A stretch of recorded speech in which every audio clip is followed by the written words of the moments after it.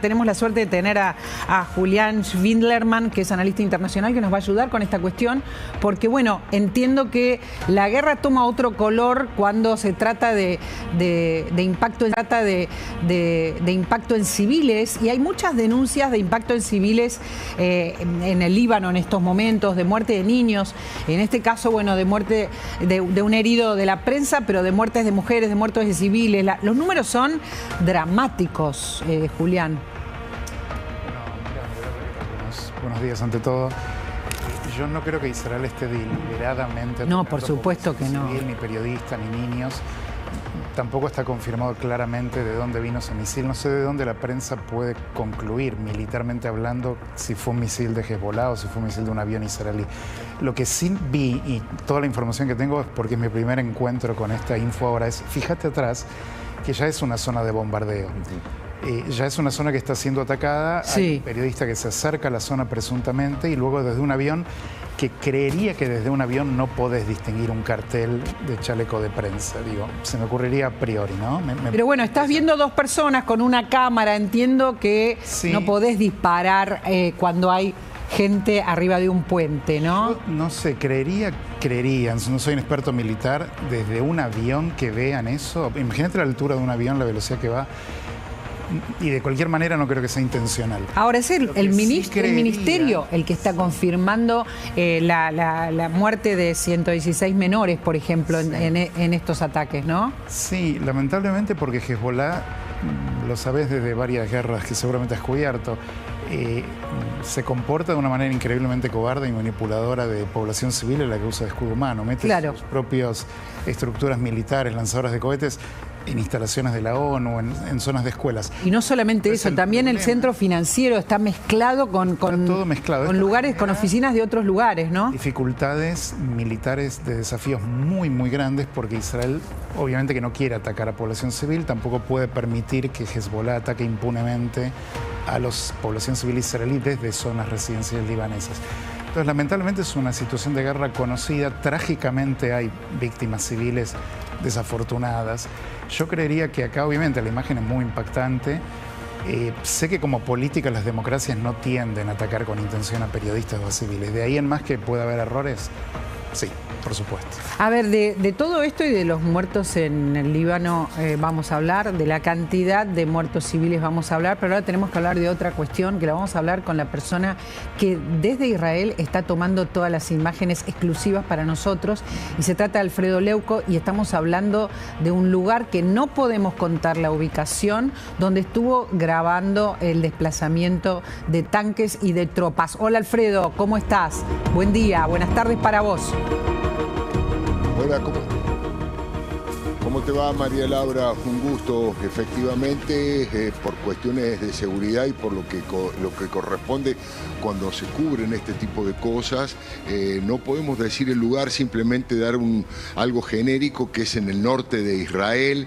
Allí nosotros, con Johnny Cott, nuestro camarógrafo, fuimos acercándonos hasta una base que veíamos, descubrimos que era una base militar, encontramos allí los dos tanques, y finalmente salieron los soldados a decirnos que nosotros no podíamos estar en ese lugar, que no lo filmamos, por eso van a ver en el video, María Laura, que la cámara está abajo filmándolos en las rodillas. Estamos viéndolo, Alfredo, quiero avisarte. Y tenemos, uno dice, yo sé español. Estamos viéndolo... pero bueno, tienen que escuchar el audio también. Tenemos que escuchar el audio. A ver, vamos a compartirlo y en cualquier caso después te preguntamos. A ver. Bárbaro.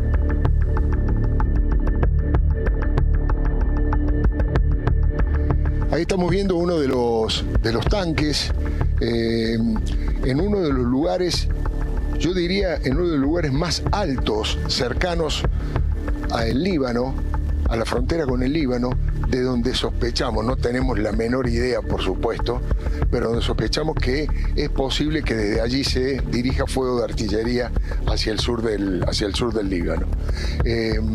Acá está el tanque en la puerta. Voy a bajar un poquito, Johnny, porque hasta ahora no nos han dicho nada. Si no se permite, nos volvemos, pero hasta ahora nos han permitido llegar al lugar, así que vamos a acercarnos. Vamos a acercarnos ahí al tanque.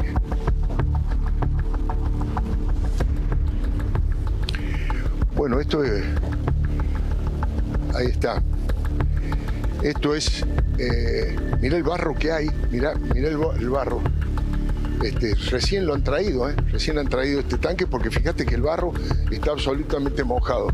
Ahí está, ahí nos vieron, le estoy haciendo señas, ahí nos van a venir a decir algo.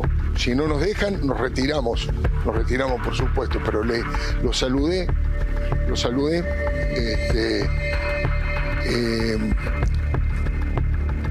Ahí este otro tanque, ¿lo viste, Johnny?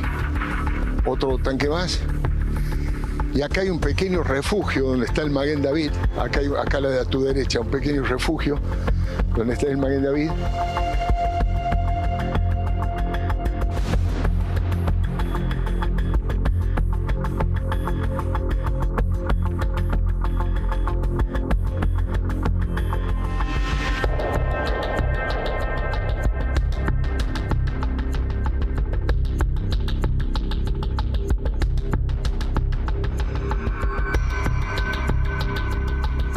A ver, estamos viendo el momento en que no te dejan filmar más. Contanos qué pasó en ese momento. Se acerca un auto, ¿qué pasa?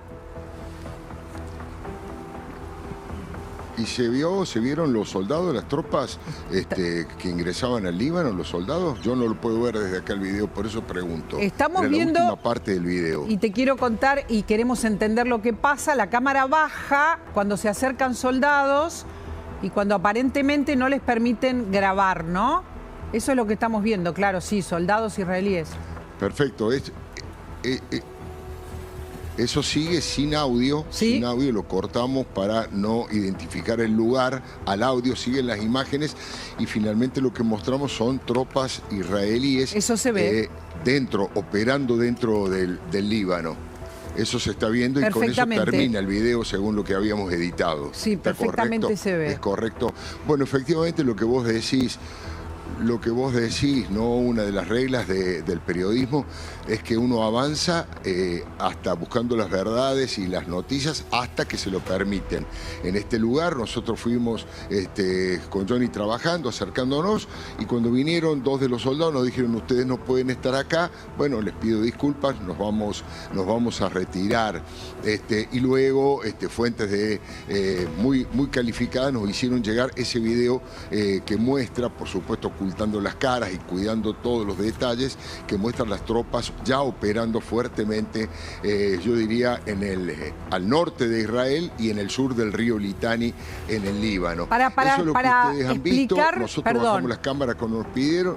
Estás en la frontera, lo que quisiéramos entender desde acá. ¿Estás vos en la frontera con el Líbano en ese momento que grabaste? ¿Ahora? No, en ese momento. Ahora sé que estás en Haifa. No, eso no.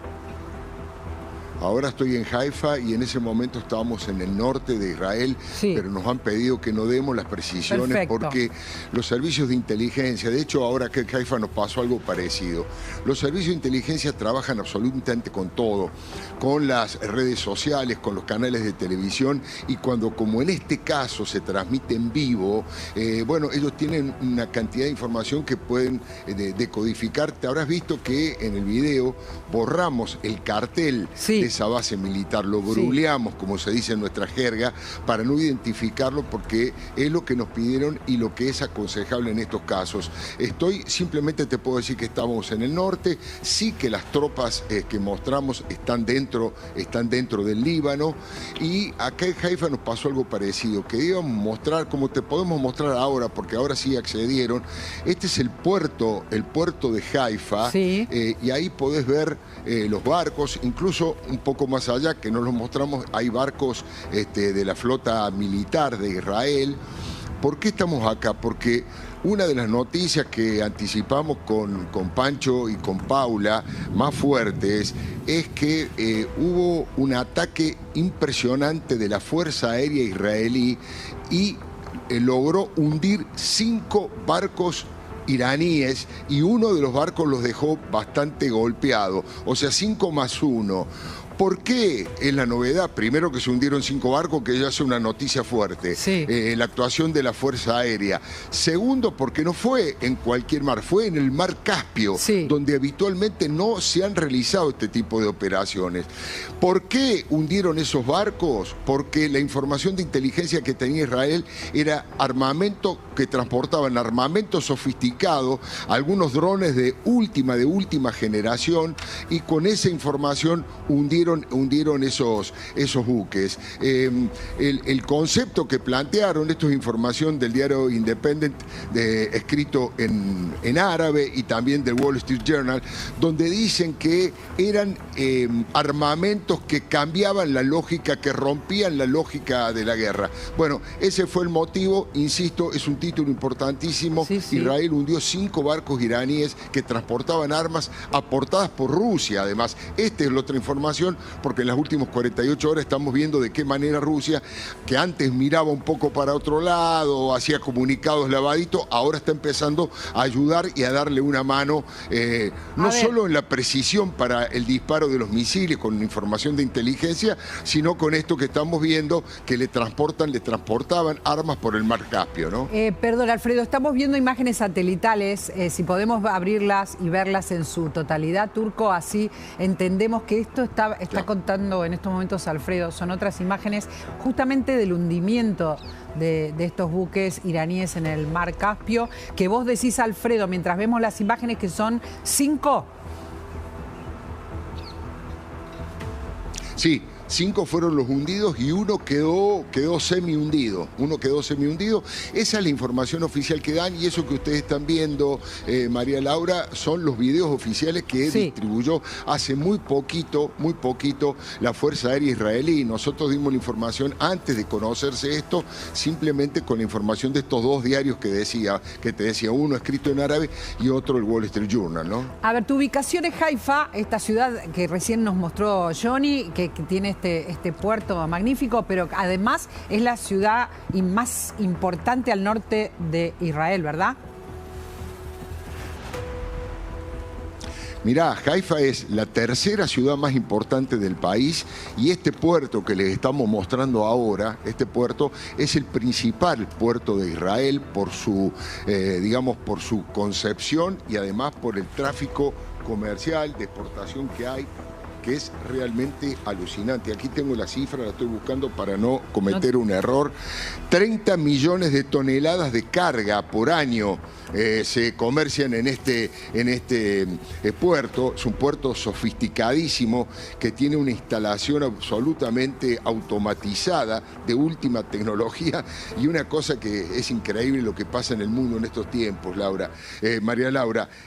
¿Sabés quién maneja? Esto está privatizado en su administración. Lo maneja una empresa china. La empresa Shanghai International Port Group es la que maneja, y todos sabemos que, si bien no está participando directamente, China es un aliado de Irán, aunque no está jugando fuerte, un poco más fuerte, como sí lo está haciendo Rusia en este momento, ¿no? Sí, así que acá sí nos autorizaron cuando estábamos filmando. Dejamos una ventanita abierta que estamos todos los días analizando con los especialistas, con los analistas, con los invitados, y también con Andy, claro, y con Virginia, que es esto que está pasando, que mientras gasta todo o parte de su armamento Irán, y este ataque que también es mucha plata para los Estados Unidos, más allá de Israel, que tiene una cuestión más propia en relación a Irán, China sigue comerciando, sigue creciendo, simultáneamente. Para entender todo esto, incluso tiene esto que vos contabas, esta empresa que opera en Israel. Esto es interesante también contarlo. Pasan muchas cosas simultáneamente, Alfredo. Me interesa poder conversarlas también con vos, además de los analistas, mientras estás allí. No sé si tenés tiempo, porque el petróleo sigue subiendo y porque hay ataques a refinerías que sucedieron hace horas nada más en Kuwait. A ver, podemos ver las imágenes, chicos. Están en... Ahí está, miren, esto es realmente impresionante. Fue con drones, se incendiaron 2 refinerías en Kuwait. Algo que trajo, una respuesta verbal de Donald Trump, pero que básicamente habla de una represalia después del ataque que vimos ayer en esta zona económica tan importante de energía que incluye Irán y también Qatar, con ese incendio gigante, es una represalia a eso. Y otra vez el combustible está siendo desmantelado y estamos hablando de reservas del mundo, ¿no? Y además, María Laura, esto lo conversábamos ayer cuando me decías, ¿qué va a pasar ahora? Irán iría por la energía de los otros países. En este caso, hablamos de los ataques principales, las refinerías afectadas, mina Al-Maadi y la mina Abdullah. Fueron impactadas por drones, se produjeron incendios, como los vemos en pantalla, en unidades operativas. Equipos de emergencia llegaron allí para controlar el fuego y, por supuesto, el efecto económico llegó. ¿Que llegó al petróleo a qué número a la mañana, Virginia? Llegó el petróleo a tocar muy cerquita de los $120, tocó $119, fue muy breve el momento, hay que decirlo, pero te marca el pánico que ya está generando la escalada de ataques. En este momento está en 112 el barril de referencia, el Brent. Claramente la cotización está denotando lo mismo que decíamos ayer, el temor de la escalada, y no solo está atento a la escalada de ataques de uno y otro lado, sino con mucha atención al mercado sigue las declaraciones de quienes están a cargo de la guerra por parte de Estados Unidos. Hoy el ministro de Guerra estadounidense dijo algo, estamos hablando de Hegseth, dijo algo que inquieta mucho a los mercados. A diferencia de lo que había dicho Trump, que esto era una guerra de 3-4 semanas, dijo, no hay plazos para la guerra, eso lo va a decidir el presidente. Es lo peor tal vez que le podés decir a los mercados financieros. Es lo peor que nos pueden decir a todos, Alfredo. Sí. No hay plazo, hay una parte que es imposible de planificar, ¿verdad? Sí, definitivamente. Alfredo. Mira, dos cosas te quiero...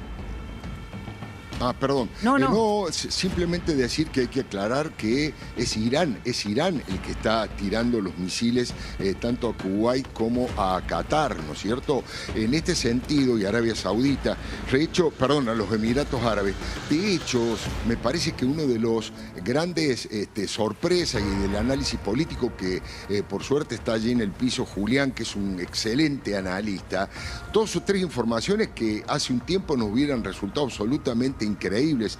Emiratos Árabes Unidos acaba de expulsar a 2.500 estudiantes iraníes. 2.500 estudiantes iraníes a propósito de los misiles que recibieron. Y además ha iniciado una causa en las Naciones Unidas para una moción de crítica. Insisto, no es Israel, Emiratos Árabes Unidos contra Irán. Y otro dato más, igualmente fuerte, es que Qatar, en donde todos sabemos que durante mucho tiempo, no sé ahora, vivieron los líderes de Hamas en Qatar, acaba de expulsar a 2 diplomáticos de Irán, nada menos que los agregados militares y de seguridad, los se declaró persona no grata y les dio 24 horas para que se vayan.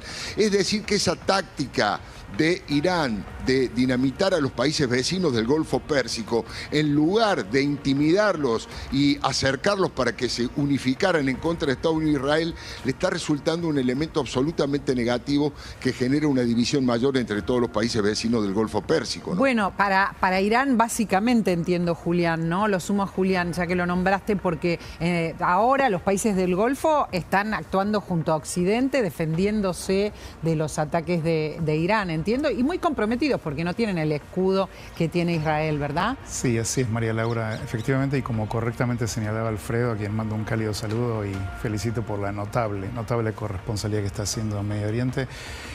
Creo que lo que está ocurriendo acá es bastante asombroso, porque muchos países árabes sunitas que habían comenzado a acercarse a Israel a través de los pactos de Abraham que articuló en su momento el presidente Trump, luego del 7 de octubre del 23 quedó un poco trabada esa movida, especialmente con Arabia Saudita. Esta guerra en la que Irán está atacando aliados, enemigos y negociadores comunes, como son Omán, Qatar, Emiratos Árabes Unidos, Arabia Saudita, Kuwait, que realmente no estaban algunos de ellos directamente involucrados en esto, y que ven que los misiles iraníes les caen en sus áreas más sensibles, que es el petróleo y la gran hotelería de lujo que tienen, más bases de datos. Bueno, esto naturalmente los está llevando a repensar un poco los cálculos y también, permíteme, desde el punto de vista militar y geopolítico, creo que están entendiendo algo que a veces en la vorágine y en las imágenes violentas de la guerra nos puede confundir. ellos están en la región y van percibiendo quién es el ganador. Este es el punto. Ellos nunca se van a aliar con quien crean que está perdiendo o va a perder la guerra. Y me parece que el hecho de que, por un lado, no responden militarmente a Irán es porque quieren bajarle un cambio a la confrontación, pero claramente no están apoyando a Irán. Están mucho más del lado de los aliados, digamos. Le voy a pedir otra vez, Alfredo, a todos imagen de lo que pasó hace horas nada más en Kuwait, porque es lo que más nos inquieta. Nos inquieta, creo que desde el primer momento en que Irán ataca a Qatar, al principio de la guerra, prácticamente los primeros días, ataca una refinería. Y estamos viendo, tenemos la suerte de tener a Marisa Birche también con nosotros, estamos viendo esto que de alguna manera adelantaba Virginia. Van por la guerra a destruir combustibles que son reserva del mundo, por tanto los mercados hacen subir el precio del petróleo porque inevitablemente se están destruyendo reservas. Estamos hablando de gas y de petróleo, ¿verdad? Totalmente, es un sector altamente estresado hoy en día porque, digo, más allá de esta guerra que empezó siendo bilateral y hoy escala a nivel regional, los puntos sensibles son altamente económicos y necesitados o demandados por los países de Asia. O sea, todo este estrés que está generando, el impacto económico lo está sufriendo Asia, entre ellos China. ¿Entre ellos? China, porque claro, porque digo, es difícil acceder hoy a los medios de comunicación de Asia, pero está claro que el canal de Hormuz, que es lo que está hoy también altamente complejizado, es lo que no permite el intercambio de petróleo y de gas justamente de estos países del Medio Oriente. Quiero compartir el tuit del presidente Trump, también le aviso a Alfredo, que no lo estoy viendo, y sí a mis compañeros y a mis invitados. Hay un tuit del presidente Trump que es muy fuerte, Andy. Señor, lo tenemos en pantalla y este mensaje de Donald Trump dice: Israel, vamos a leer solo algunas partes importantes. Dice: Israel, enfurecido por lo que ocurrió en Oriente Medio, atacó violentamente importante instalación conocida como el campo de gas South Pars en Irán. Solo una pequeña parte de la instalación resultó dañada. Y Estados Unidos desconocía por completo ese ataque. Acá, lo importante, Estados Unidos desconoce, un paso atrás. Dice: Qatar no estaba involucrado de ninguna manera, ni tenía idea de que iba a ocurrir. Lamentablemente Irán desconocía esto, así como cualquier otro dato relevante sobre el ataque en South Park, y atacó injustificadamente una parte de la planta del gas natural licuado. Vamos a repetir lo que pasó cuando Irán, atacó South Pars. En realidad Irán no, Israel atacó South Pars. A ver, que esto pasó ayer y les mostrábamos ayer, porque ahí empezó este incendio que según Israel podría haber sido aún más brutal, ¿no? Y bueno, no ha sucedido. Estamos viendo ida y vuelta de ataques a reservas de combustible, Julián. Sí, correctamente. Una aclaración igual. La prensa israelí está diciendo que en realidad la Casa Blanca estaba preinformada de este ataque. Puede que porque Trump dice que no. No, Trump dice que no. Trump es una potencia global, digamos, el presidente con intereses internacionales y tiene una responsabilidad internacional que Israel no tiene en materia de preservar la economía. Entonces su palabra impacta mucho más en los mercados que lo que diga Israel o la prensa israelí. Entonces creo que ahí Trump tiene un cuidado muy específico, ¿no? Pero Trump es un presidente que también sabemos que en el mismo día o dentro de unas mismas horas dice: la guerra dentro de poco va a terminar. Bueno, no sé, vamos a ver cuando yo quiera, lo veremos dentro de unas semanas. Está todo el tiempo con estos mensajes confusos que en algún momento yo empiezo a pensar que son deliberados, que es parte de una campaña de confundir y de crear incertidumbre en el campo enemigo. Ahora, lo que vos preguntás, María Laura, es una pregunta crítica, porque la guerra realmente se está transformando en una guerra de petróleo, en una guerra de ataques a refinerías, y esto va a afectar la economía de una manera increíblemente importante. Lo que también quiero decir, invito realmente a la audiencia y a la mesa a pensarlo, a veces en las guerras las cosas se ponen feas. Y en el corto plazo estas imágenes son perturbadoras y son inquietantes. Estas y las otras. Espera, perdón, Julián, así pido también las otras, las que hoy conocimos, ¿no? El costo humanitario, el costo económico, el costo geopolítico, todo es muy, muy serio. Lo que yo sí digo, como analista político que trato de ir un paso, tomar un poco de distancia de la vorágine de la noticia, yo digo, me parece que es crucial la prevalencia de la mirada estratégica, la victoria militar y política sobre el régimen iraní, atravesar la turbulencia de mercados de manera que esto no se repita el año que viene. Porque tristemente, si el régimen de Irán prevalece, escucha bien, María Laura. Cuando decís prevalece, sabemos que es más fuerte lo que está haciendo Israel con Estados Unidos. ¿Por qué? Un minutito, Julián, porque si no nos asustamos. Dale. Entendemos que la potencia, Estados Unidos tiene mucha más potencia que Irán militarmente. ¿Por qué decís si el régimen o si Irán prevalece?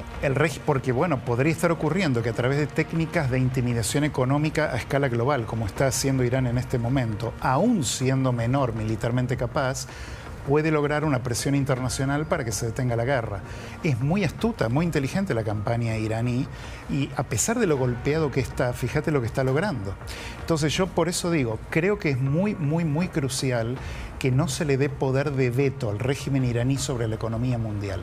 Yo creo que esto tiene que terminar atravesando una turbulencia muy dura con la caída de ese régimen o por lo menos con una contención tal que no pueda volver a ser este maremoto repetidamente. A ver, mientras tanto estamos, perdón Julián, en la emergencia del día y en los datos del día y tratando de entender cómo sigue la guerra y ni hablar de por cuánto tiempo. Virginia, tenés un dato más. Es un dato importante que explica un poco este tuit de Trump, este posteo de Trump respecto de no tuvimos nada que ver con este ataque y se lo queremos decir a Qatar sobre todo. ¿Por qué? Porque Qatar hoy informó, Qatar Energy, el CEO, informó que casi el 20%, 17% de la capacidad instalada de la compañía, de su capacidad de producción quedó dañada y que le va a llevar entre 3 y 5 años volver a reponer esa capacidad de producción. O sea, fue muy fuerte el daño que le hizo hoy Irán a las instalaciones de Qatar, a las instalaciones energéticas, lo cual, dicho entre paréntesis, es una gran oportunidad a mediano plazo para la Argentina, ¿no? Pero hoy no nos enfocamos en eso, sino en por qué Trump hace ese posteo. Tengo que despedirlo, Alfredo, porque creo que está lloviendo y se mojan las cámaras, ¿verdad, Alfredo? Sí, está lloviendo fuertísimo aquí, unos truenos muy grandes y yo no tengo problemas, pero las cámaras y la mochila para salir al aire tratamos de conservarla lo mejor posible. Por supuesto. Que, lamentablemente, por lo menos por ahora, me tengo que despedir. Por supuesto, y las imágenes que vos nos presentaste en exclusiva van a dar vueltas todo el día seguramente. Chau, Alfredo, hasta muy pronto. Estamos siguiendo la guerra y las últimas situaciones tienen que ver con dos cuestiones. Primero, lo que pasa en el Líbano, que es bastante grave. Vamos a contar lo que pasa y a repetir lo que pasa con lo que pasó con este periodista de la cadena rusa que fue alcanzado por un misil de Israel. Estamos buscando información sobre lo que pasa de este periodista ahora. Sabemos que ha sido atendido. También no es el único que fue alcanzado. Son 2 los que fueron alcanzados y esto también es prioridad junto con otras cuestiones que pasan en Israel y tienen que ver con heridos civiles, ¿verdad, Andy? Correcto. De hecho, María Laura también se suma a su camarógrafo, quien posteriormente subió también un par de videos cortos donde decía, bueno, y acá nos tocó entonces escuchar cómo llega un misil y sobrevuela sobre nosotros. Estamos bien, se le veía inclusive sonriente desde el mismo hospital. Entonces, Steve Winnie, periodista británico de la prensa rusa Russia Today, como lo vemos, estaba en esta cobertura en una zona ya previamente afectada. De hecho, las breves frases que dice en inglés, María Laura, antes de que cayera este objeto contundente, que algunos, la mayoría está diciendo es un misil, pues ya él estaba hablando de lo que era el daño que había dejado un ataque previo en esta zona, en la zona de Kamesh Bridge, que es lo que te mostraba en un inicio. A ver, vamos a tomar contacto con Santiago Montag, que es nuestro corresponsal en Beirut. Está en Beirut y tiene información de lo que está pasando en el Líbano, seguramente también sobre estos periodistas. ¿Cómo está, Santiago? Buen día. Buen día, ¿cómo están? Contanos qué sabés de este ataque y de estos periodistas heridos.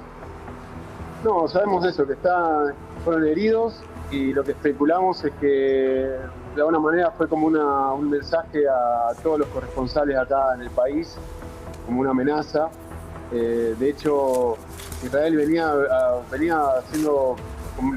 comunicándole a la misión de la ONU, ¿no? de UNIFIL, de que cualquier periodista que cruce el sur del río Litani iba a ser parte de los blancos militares de Israel. Volvemos con Santiago al Líbano, por favor, porque hay información desde el Líbano de todo lo que está pasando allí. Estábamos hablando de estos de estos periodistas que han sido alcanzados, que vos decís que hubo un aviso en relación al periodismo. Vamos a repetirlo, por favor. Sí, perdón, no un aviso, sino una amenaza. Una amenaza. Es decir, sí, como un mensaje, ¿no? Lo que quiero decir es, esto significa un mensaje, ¿no? Como diciendo, si vienen a cubrir a esta zona, el peligro es este, ¿no? Los podemos matar, ¿no? Que es, incluso, es verdad, yo te mencionaba, Israel le avisó al UNIFIL, que es la misión de la ONU acá en Líbano, le avisó que cualquiera, incluso si cruzaban periodistas a cubrir la situación en el sur, iban a ser parte del blanco. Si ellos tenían que atacar una zona militar o algún blanco de Hezbollah y había un periodista cerca, ellos no se iban a ser responsables. Es decir, esto es una forma también de cubrir lo que está haciendo Israel, digamos, ¿no? De alguna manera, ¿no? Nos permite tratar, al menos chequear la información o lo que está sucediendo en esa zona, ¿no? Sí. Y al mismo tiempo, bueno, también hay una restricción del gobierno y de Hezbollah de tampoco dejarnos ir a esa zona, bueno, con el argumento de que no es seguro, pero bueno, también, bueno, porque es una zona de guerra, y eso es algo que es relativamente, podemos decir, normal en casi todas las zonas de guerra como esta. A ver, algunas cosas que están pasando en el Líbano hace un rato, y si las tenemos las volvemos a mostrar. Alfredo de Leuco preparó un informe para nosotros que vamos a repetir sin audio para que se comprenda. Un lugar que no está, no sabemos la localización por seguridad, pero donde están las tropas israelíes entrando en el Líbano, ¿no? Esto está pasando en el norte de Israel. Sí, esta zona no sé cuál será, pero sí hay toda una región que se llama Tiam, Nabatie, Tiabe, son aldeas del sureste también, donde hay combates, sí. Al menos lo que llega desde de la información es que hay combates fuertes, donde bueno, el ejército de Israel o está intentando y no puede entrar, o son combates de frontera nada más, no está muy claro eso, pero bueno, se sabe que al menos hay enfrentamientos relativamente cuerpo a cuerpo, como decir. Claro. Y después, bueno, Israel continúa con campañas de bombardeos en Beirut y en otras ciudades como Sidón y Tiro, y donde, bueno, muchas veces también ataca centros de salud, zonas civiles, no solamente objetivos de Hezbollah o de otros miembros de otras facciones.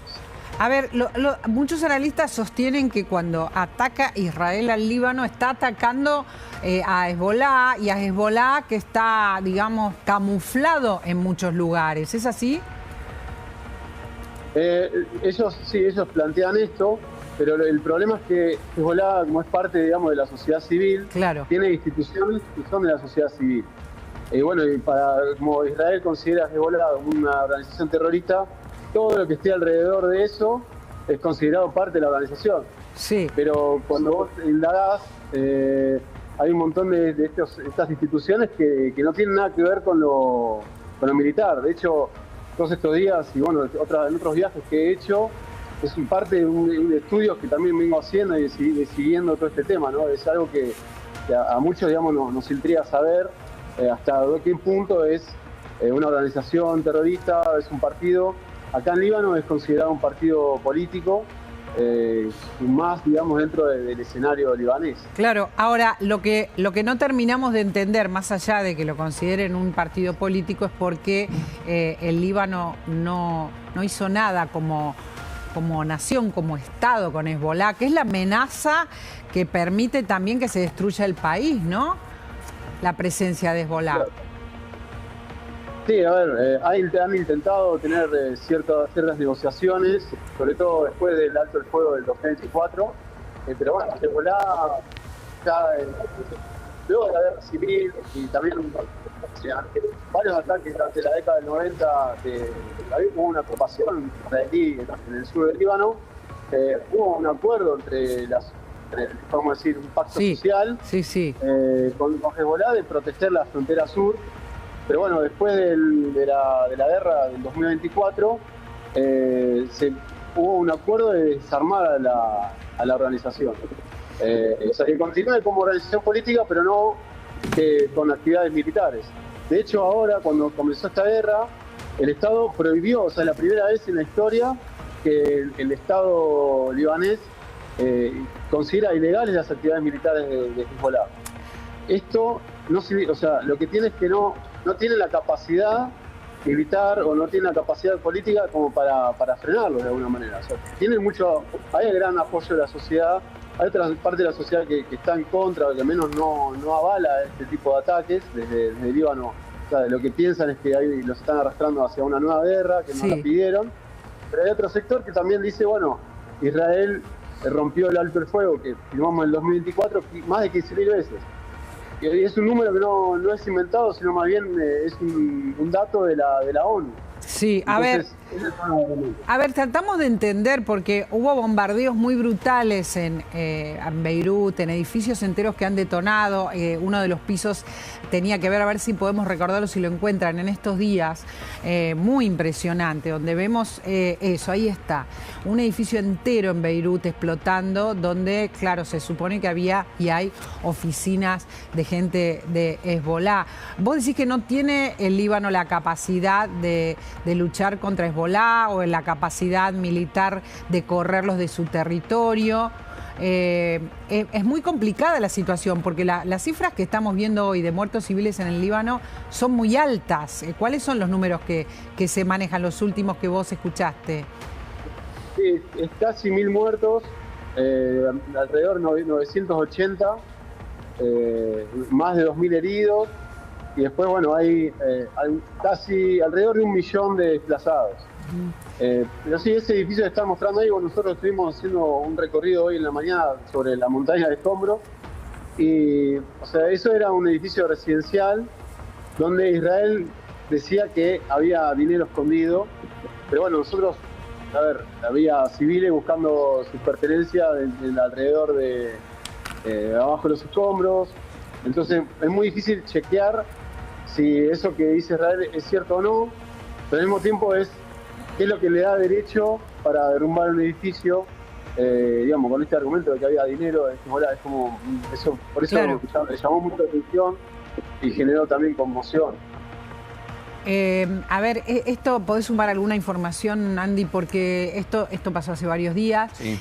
Escala el número de muertos en el Líbano y nos da muchísimo dolor porque es un país que tiene comunidades muy distintas viviendo, que ha sido muy castigado en Medio Oriente por distintas cuestiones. Ya ni siquiera vamos a analizar quiénes son los buenos y quiénes son los malos. El Líbano es un lugar que era realmente bellísimo y que ha sido destruido. Estamos hablando del siglo XX, como claro, bien contó Santiago, ¿no? Lo que estamos acá, lo que es importante resaltar es el tema de Hezbollah.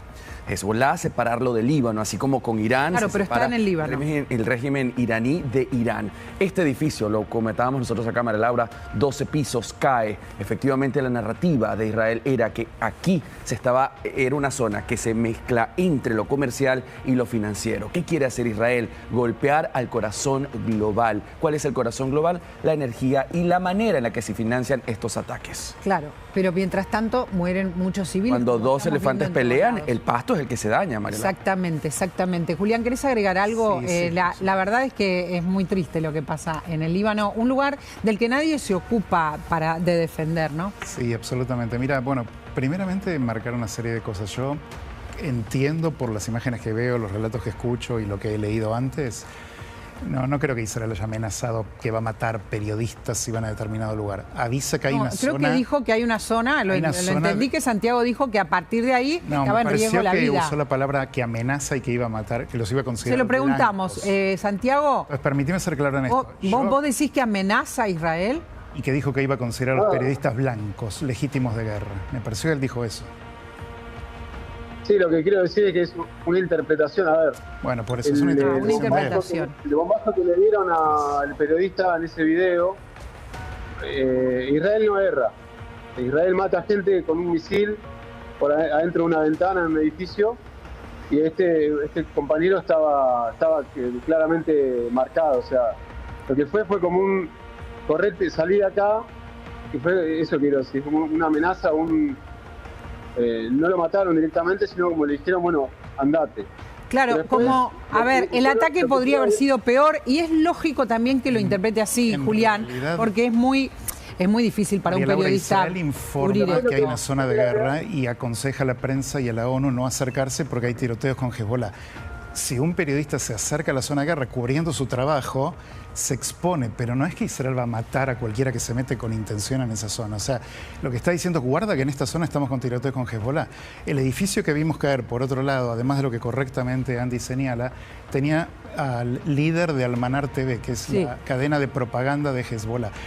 Quiero ser claro en esto, y como analista lo digo porque conozco estas guerras, las vengo cubriendo hace mucho desde el análisis político, no desde el terreno como está el corresponsal allí. En las guerras urbanas, las guerras de guerrilla son extremadamente desafiantes para las democracias y ponen un montón de dilemas morales. Y el dilema central moral es, Hezbollah, además de partido político, ante la guerra tenía 100.000 misiles que cubren el territorio de Israel. Vaya partido político. Puede ser que alguno lo considere un partido político en el Líbano, pero claramente un grupo militar al servicio de Irán que recibe $1.000 millones al año para armamentos. Permíteme hacerle una pregunta a Santiago. Santiago, el gobierno del Líbano no avisa a los lugares, en los lugares que se vayan los civiles de los lugares donde está Hezbollah, ¿o no tiene identificado esos lugares acaso? Sí, eso está identificado. Y también Hezbollah ayuda, avisa y evacúa las zonas. O sea, hay evacuaciones. Igual a pesar de todo, como todas las guerras, mueren civiles y es dramático. Dramático. ¿Hablan de qué cifras en el Líbano? Santiago, vos me dijiste de 1.000 muertos y de cuántos heridos. ¿2.000? Sí, más de 2.000, sí. Más de 2.000. Esto, Marisa, antes que nos abandones, quiero explicar que no tiene que ver con el petróleo, tiene que ver con la vida o la muerte, lamentablemente, pero entiendo que sí tiene que ver con esto de que estábamos hablando antes, de una guerra que no parece tener fin, ¿no? Y que los mercados también lo están leyendo. Totalmente. O sea, por más que el presidente Trump intenta en sus mensajes dar calma a los mercados, más allá de esa calma, me parece que la paz social global hoy está en juego. Es inevitable cuando a veces preguntan, bueno, el impacto positivo que tiene en Argentina, es muy ambigua también la respuesta, porque si bien para nosotros, Vaca Muerta hoy es un ministro de todo lo que hoy se está discutiendo en el mundo, es muy difícil no ser conscientes de lo que se está sufriendo. Yo creo, no voy a decir quizás algo que no corresponde, a veces las cifras son las cifras públicas, lo que se puede informar, pero esto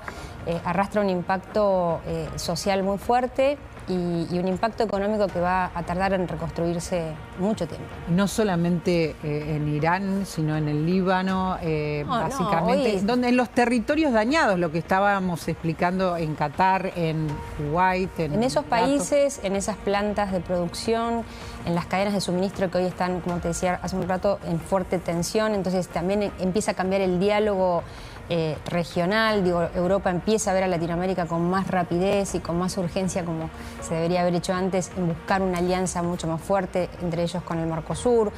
Hoy el diálogo es totalmente diferente, y sin olvidarnos que todavía hay una guerra hace 4 años que no terminó, que es entre Rusia y Ucrania. Entonces el tablero está tan tensionado que lo único que queda, obviamente, es que esto termine lo más rápido posible. Claro, y no estamos viendo ese horizonte. Gracias siempre por ayudarnos, Santiago y Julián. Estábamos en otra cuestión, pero abrimos esta ventana con Marisa recién, porque entendemos que también los muertos civiles, también las explosiones, también, todo suma a lo que se destruye. Y bien dice Marisa, el impacto social de la guerra no se está en estos momentos evaluando, porque lo que estamos siguiendo es si en algún momento se va a terminar esta guerra, ¿no? El impacto social en el Líbano es importante.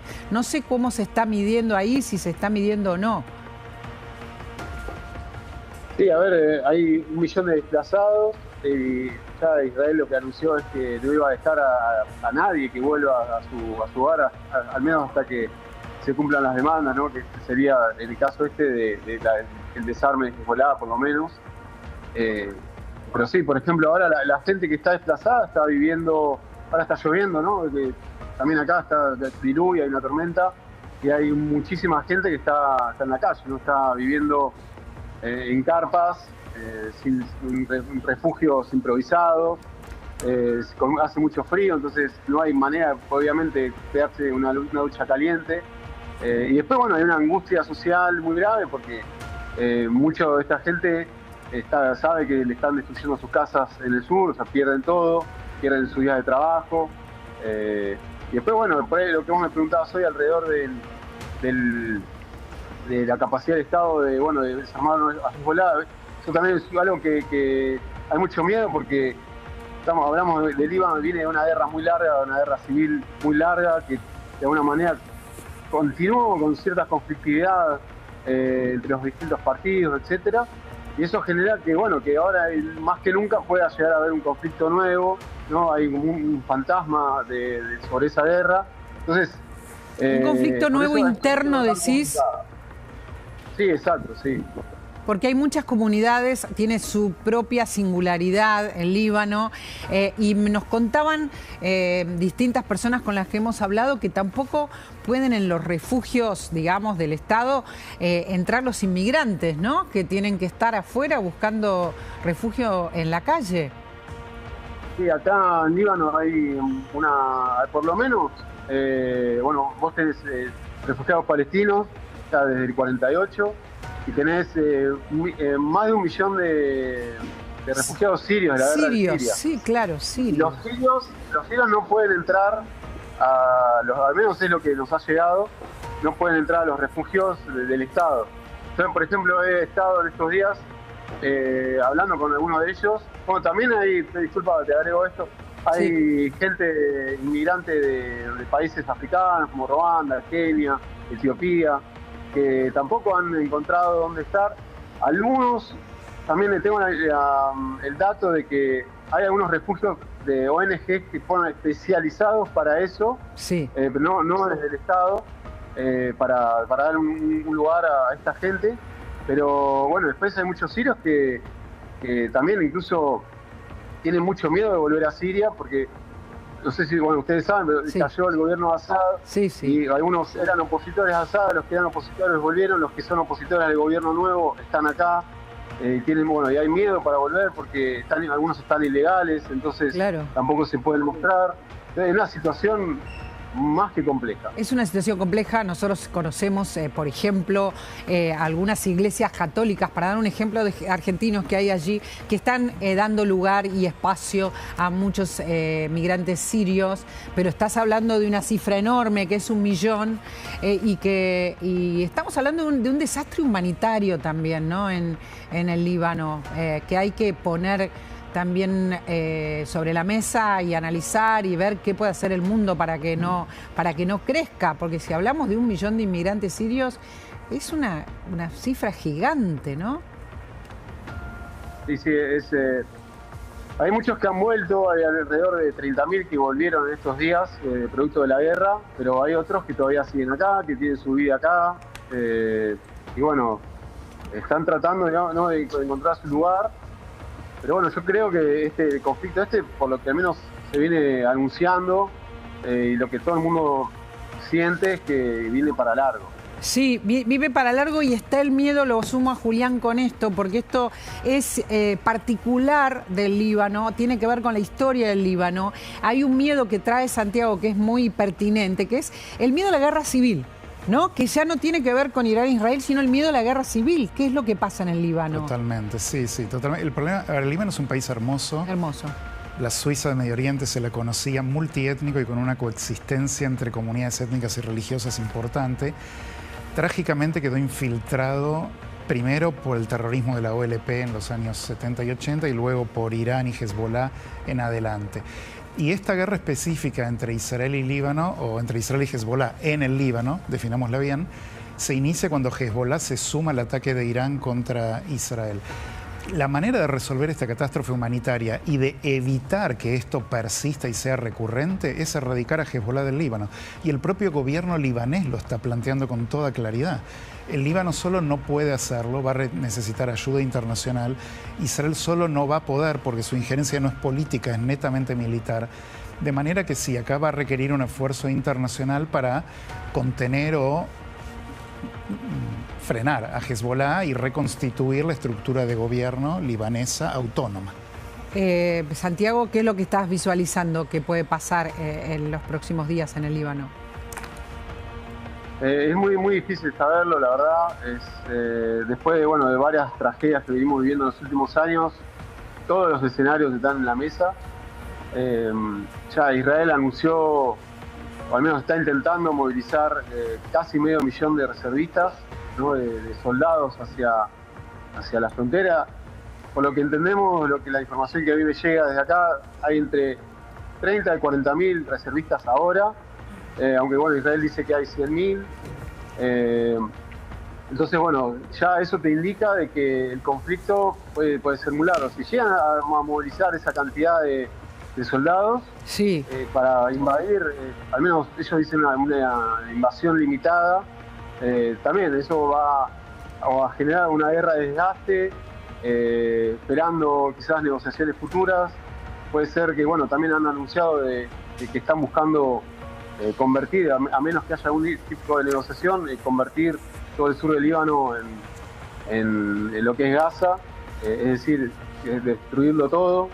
Entonces, nada, hay como eso, mucho miedo y no se entiende muy bien, nadie puede dar una respuesta de qué va a pasar, porque, por ejemplo, lo que él decía, ¿no? El Estado él está tratando o ha intentado desarmar a Hezbollah, pero al no tener la capacidad, ya lo habían negociado antes, entonces ahora no tienen. Lo que me decía un asesor del presidente el otro día, me decía, no tenemos cartas para ofrecer, pero también Hezbollah está débil, ¿no? Y ya lo ven como debilitado desde el gobierno, ¿no?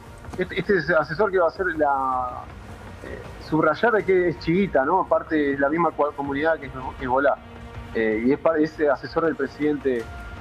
Entonces es lo que nos decía, ya lo que ellos tenían para ofrecer era proteger a la población, darles protección social, protección de seguridad física, y todo eso ya no lo está pudiendo garantizar porque Israel ataca y destruye.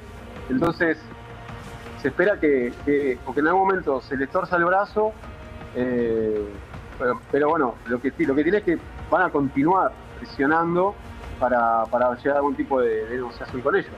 Claro. Se espera que haya algún tipo de mesa en Chipre, hay mucha presión de Francia y de Estados Unidos, pero todavía sobre eso no hay ningún tipo de dato concreto. Claro. Son muchos rumores o comentarios que muchos lo vienen comentando en la prensa, etcétera, pero no hay algo extremadamente concreto que uno diga, a ver, van a empezar tal fecha. Antes de despedirte, quiero resumir con Andy las noticias más importantes. Recién contábamos, Santiago, la importancia que tiene lo que está pasando con las refinerías, con las reservas de gas, el ida y vuelta de las bombas, pero de esto también está ocupando la primera plana de los diarios. Lo que está pasando en el Líbano, la cantidad de muertos, de heridos, de desprotección de la gente que tiene que refugiarse, la cantidad de inmigrantes que ha recibido el Líbano y que no tienen también dónde ir en muchos lugares, ¿no? Que es gigantesca.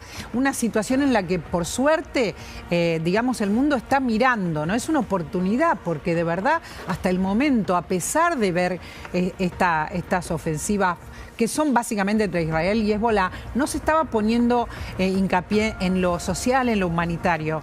El mundo está mirando, María Laura, porque inevitablemente le chispea todo lo que está pasando. ¿Qué quiere decir eso para vos? Lo que quiere decir es que les afecta directamente lo que está pasando. Fíjate que empezó Estados Unidos, para hacerte el resumen, Estados Unidos, Israel, Irán. Pero Hezbollah, en este caso, se junta con Irán para hacer los ataques, y esto es lo que veíamos, Irán y como Hezbollah siempre, ¿no? al norte. Un proxy. Exactamente, los proxies. ¿Por qué no es tan fácil sacar a Hezbollah del Líbano? Porque esto ya no es un problema únicamente militar, es social, es económico, es geopolítico, y esto va a tomarle muchísimo tiempo al Líbano, y eso lo vamos a dejar allí.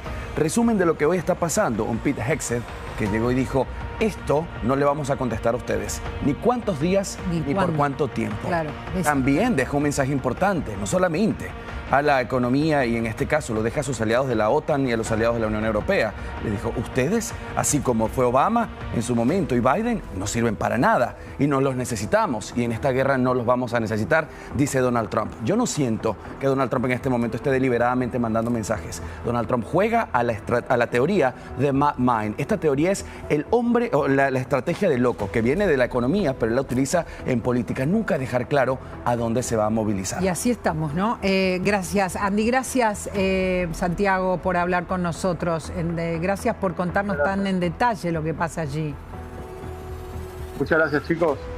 A vos, Saludos. muchísimas gracias. Muchísimas gracias. Uno de los países más dañados en la guerra terminará siendo Dubái y Qatar también, ¿no? Tenemos la suerte de tener en Qatar a uno argentino que está allí. Les queremos contar la historia, pero de la mano de él primero, antes que nada, y es saludarlo. Se llama Cristian Ventura. Está allí. Hola, Cristian, ahí te veo. ¿Dónde estás? ¿Estás en Doha? Hola, María Laura. Sí, así es. Yo estoy aquí en Doha. Estás en Doha. Hay mucho para contar, porque en estos momentos vos sabrás, Qatar ha sido dañado, así como ha sido dañado días atrás en la guerra, y estamos hablando de su energía, por eso la preocupación. Y por otro lado, saber que hay argentinos allí que entiendo que saben dónde refugiarse, reciben alarmas. Contanos eso, Cristian. Bueno, sí, evidentemente tienen la información exacta, esto es así. Desde ayer que se recibió este ataque y hoy se repitió a las 5:25 de la tarde, donde fue afectada la refinería de gas licuado más grande que existe en el mundo, que está acá en Doha. Bueno, ¿por qué ha sido tan resonante esto acá? Porque de todos los ataques que venimos recibiendo hace 20 días, es la primera vez que el escudo antimisiles no logra contener uno de ellos, que fue el que impactó en la refinería. Entonces eso generó el incendio grande que se ha visto. Pero como todo es tan chiquito por ahí, sería bueno contar a qué distancia estás vos de esto que pasó en South Pars. A ver si podemos verlo mientras hablamos con Cristian. Bien, yo particularmente de los dos lugares más afectados, que son la base militar americana, estoy a unos 30 kilómetros. Y esto que está un poco más alejado, desde acá serán unos 75 kilómetros más o menos. Sí. La refinería. Sí. ¿Qué ha pasado con los últimos ataques? Es que se han empezado a buscar, a hacer daño en edificios que tengan que ver con la comunicación. Por ejemplo, Microsoft, Apple, telefonía celular, satelital. Y esos edificios ya no están retirados de la ciudad, están dentro de la ciudad. Por eso es que los ataques ahora se sienten mucho más fuertes que otras veces. Y bueno, nosotros, depende del lugar y la altura en la que se han impactado los misiles que llegan, se sienten más fuerte, tiembla mucho el edificio, vibran mucho los vidrios.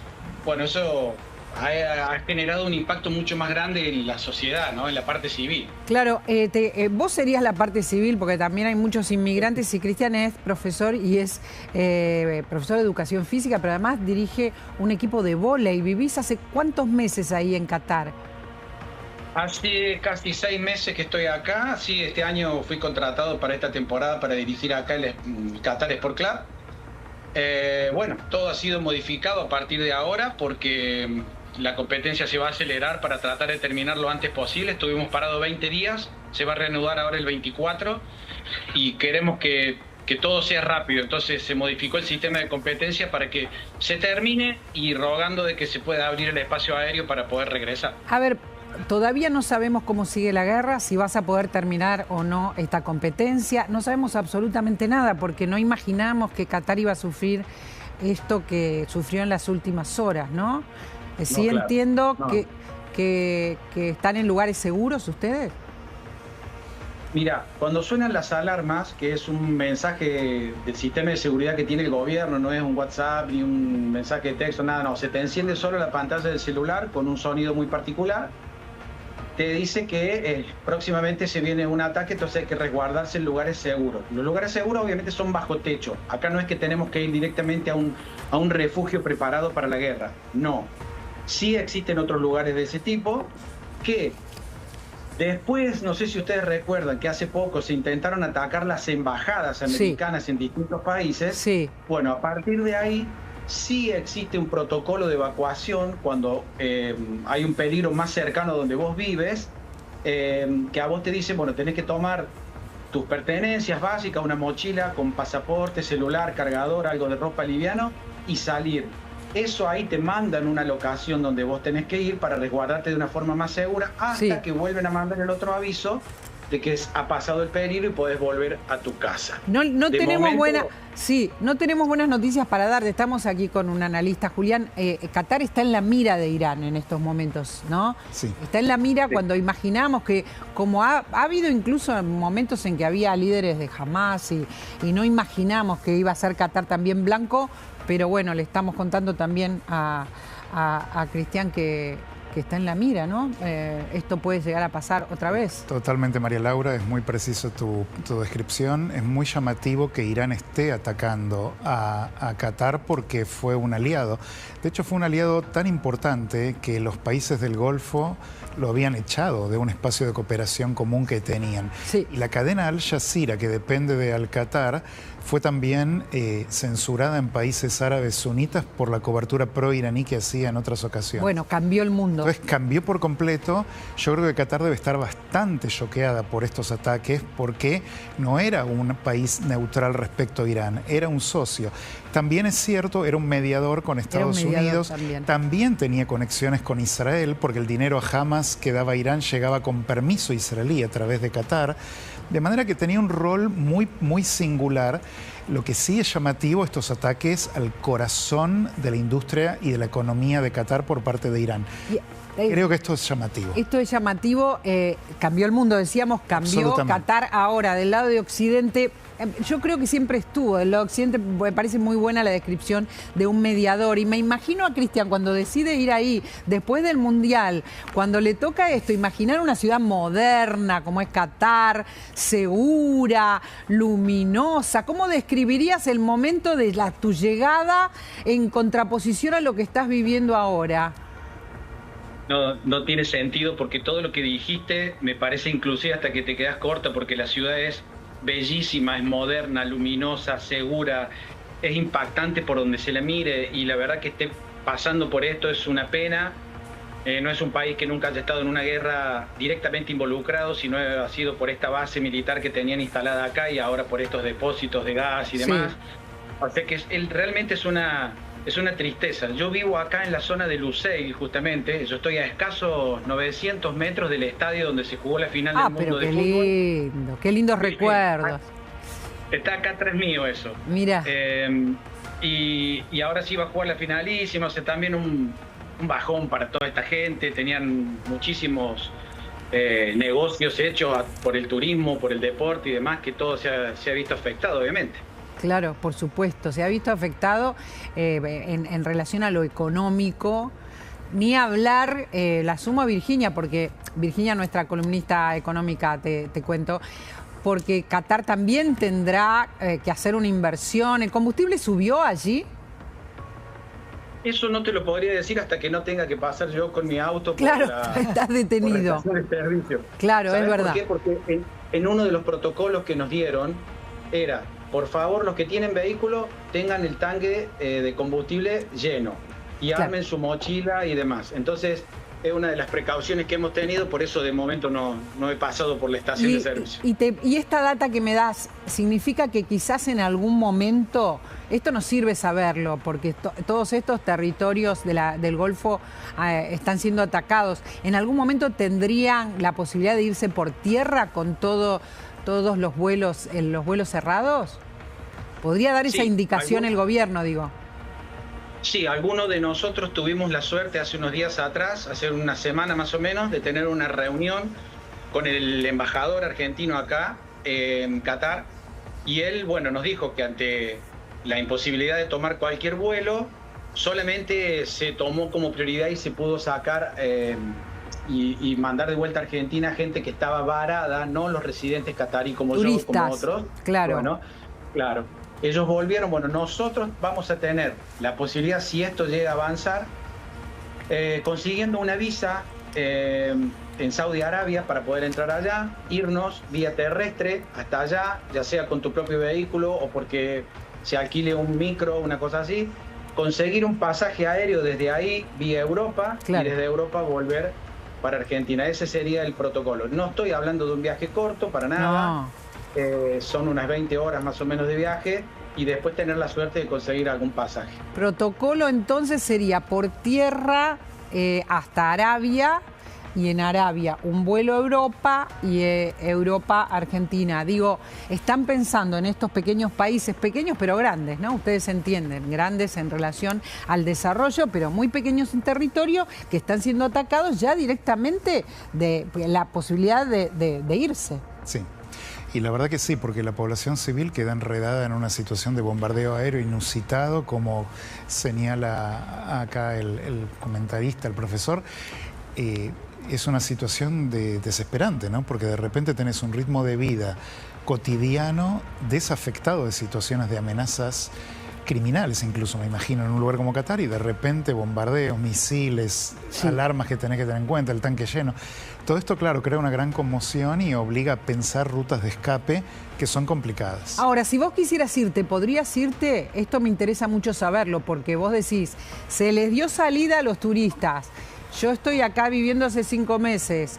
Esto es para una situación de emergencia. Conozco el protocolo. Me debería ir de esta manera. Si vos te querés ir hoy, ¿te podés ir? Primero necesito tener la visa de ingreso a Saudi Arabia. Una vez que tenga esa visa, recién ahí podría yo irme de alguna manera vía terrestre, como te decía, hasta allá y allá intentar comprar un pasaje aéreo para salir.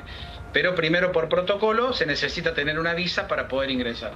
Virginia, ¿tenés algo para agregar sobre esto que está pasando en Qatar?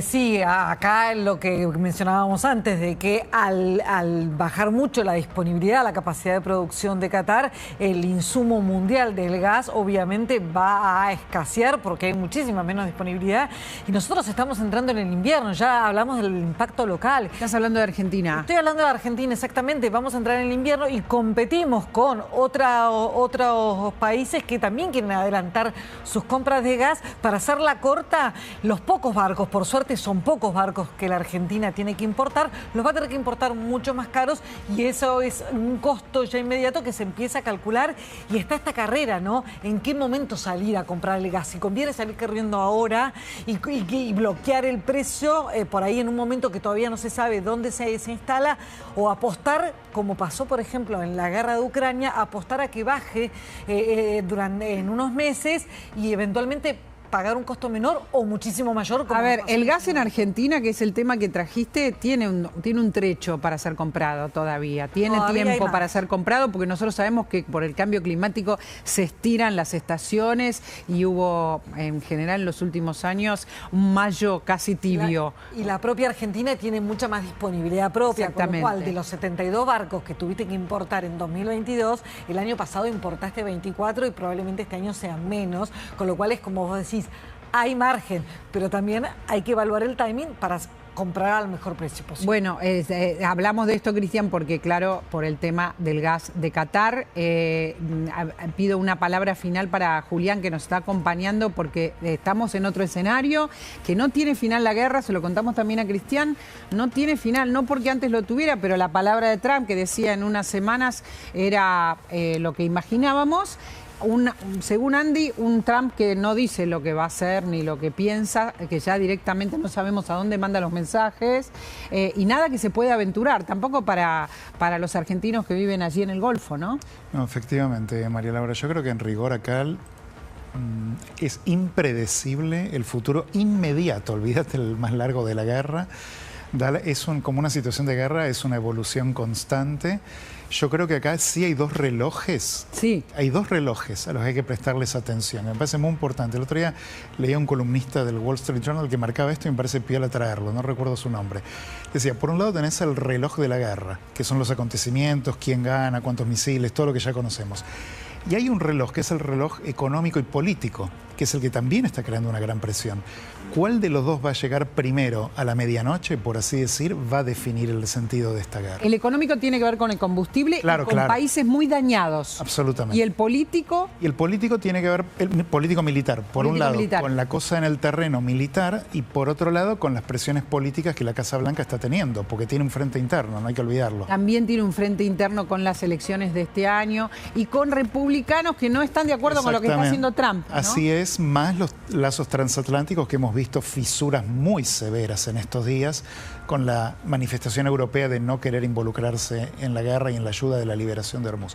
De manera que, si bien el analista hablaba de 2 relojes, yo agregaría unos cuantos más y veamos cómo van jugando las manecillas en estos próximos momentos. Julián, gracias y espero verte pronto. Con todo gusto, María Laura. Muchísimas gracias.